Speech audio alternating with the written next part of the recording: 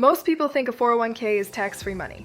You invest it, it grows, and retirement is all yours. But what if that's only half the truth? Because at the moment you withdraw it, something changes. Suddenly, the money you thought was fully yours becomes taxable income. So here's the real question. Is your 401k actually tax-free growth, or just delayed taxation you haven't faced yet? 401k sounds simple on the surface. Put money in today, save taxes now, enjoy retirement later. That's the story most people hear, but reality is more layered. Because when you contribute, you are not escaping tax. You are postponing it. The money grows for years, sometimes decades, and everything feels like it's working in your favor until the withdrawal phase arrives. And that's when people notice something unexpected. The same money they assumed was free to use gets treated as taxable income in retirement. So the question becomes, did your money actually grow tax-free?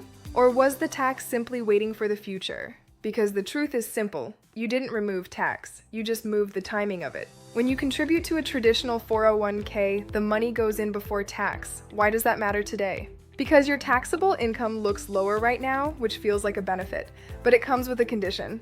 That tax is not gone, it is deferred. Years later, when you take the money out, what happens to all that growth? It is taxed as ordinary income, not as investment gains, not as long-term capital growth, but like salary earned in that year. This is where the illusion forms. Why does it feel like a tax advantage? Because the benefit is immediate, but the cost is invisible for decades. And most people only see the second half much later. Now here's a deeper layer. What happens if tax rates change in the future? You don't control retirement tax brackets today, so the final outcome depends on a variable most people ignore. Future taxation rules. In retirement, withdrawals are treated as income. What if your withdrawals push you into a higher tax bracket? Then the tax impact becomes even more noticeable. So the structure is simple, but the outcome depends heavily on timing and income level at withdrawal. So how should this actually be understood? First, a 401k is not tax-free. It is tax-deferred.